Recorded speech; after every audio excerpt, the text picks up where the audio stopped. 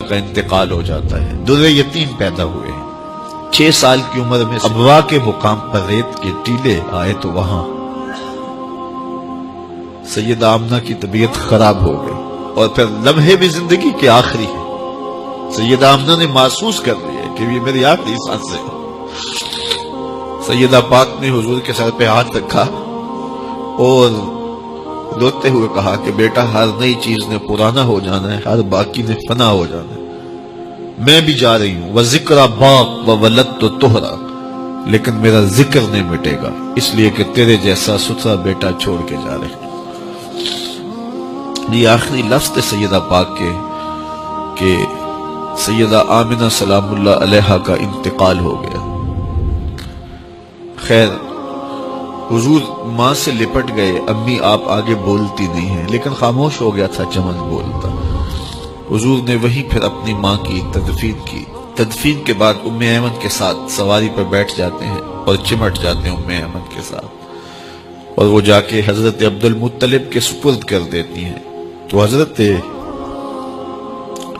عبد المطلب حضور کو آغوش میں لے کے بڑا روئے، اور ام ایمن سے کہا کہ میرے اس بیٹے کا تم نے خاص خیال رکھنا ہے۔ اور پھر انہوں نے اتنا خیال رکھا کہ میرے حضور فرمایا کرتے تھے، ام ایمن میری ماں کے بعد میری ماں ہے۔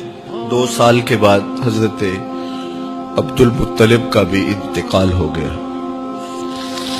ابن حشام کے یہ لفظ سینہ چیرتے ہیں کہ جب امیر قریش کا جنازہ اٹھا تو سارا مکہ جنازے کے لیے امڑ آیا، لیکن لوگوں نے 8 سال کے ایک بچے کو دیکھا جو دیواروں سے لپٹ لپٹ کے رو رہا تھا۔ آج یہ سہارا بچھن گیا تھا۔ پھر چچا کی کفالت میں آئے، پھر ایک وقت آیا کہ وہ بھی اس دنیا کو چھوڑ گئے، اور اسی سال حضور کی اہلیہ کا انتقال بھی ہوا، اور اس سال کا نام عام الحزن، دکھوں کا سال رکھا۔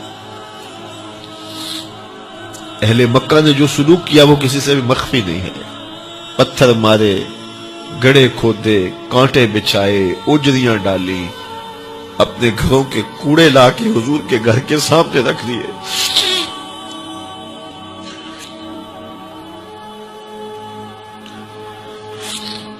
یہ کس چیز کی سزا دے رہے تھے میرے حضور کو؟ میرے حضور علیہ السلام نے پھر طائف کا سفر کیا کہ شاید وہ لوگ میری بات کو سن لیں، لیکن انہوں نے جو دردناک سلوک کیا وہ بھی تاریخ کا ایک انتہائی دردناک باب ہے۔ انہوں نے اوباشوں کے ہاتھوں میں پتھر دیے، اور جس راستے میں میرے حضور نے گزرنا تھا ان کو اس راستے پہ کھڑا کر دیا اور کہا ان پہ سنگ زنی کرو، اور وہ آقا کریم پہ پتھر مارتے، حضور کے پاؤں پہ پتھر مارتے۔ آقا کریم علیہ السلام پاؤں اٹھاتے تو وہ دوسرے پاؤں پہ مارتے، پھر حضور شدت درد سے بیٹھ جاتے تو ان کے 2 گھنڈے دائیں بائیں سے آگے بڑھتے اور حضور کو کندھوں سے پکڑ کے اٹھاتے، پھر سنگ باری کرتے۔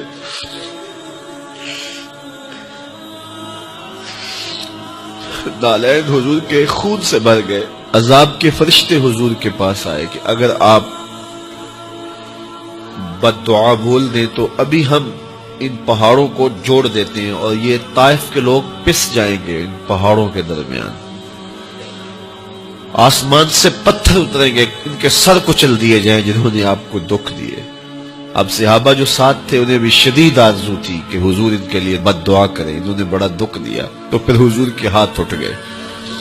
صحابہ کا خیال یہ تھا کہ ابھی حضور کی زبان کھلے گی اور بد دعا کے لفظ نکلیں گے اور یہ پیس دیے جائیں گے، لیکن جب وہ لب کھلے، وہ پتلی پتلی گلے قدس کی پتیاں، وہ لب ہائے دور جب کھلے تو لفظ کیا تھے؟ اے اللہ میری قوم کو ہدایت دے دے، یہ مجھے جانتی نہیں، اور کہا کہ مجھے ان کی نسلوں سے ایمان کی توقع ہے۔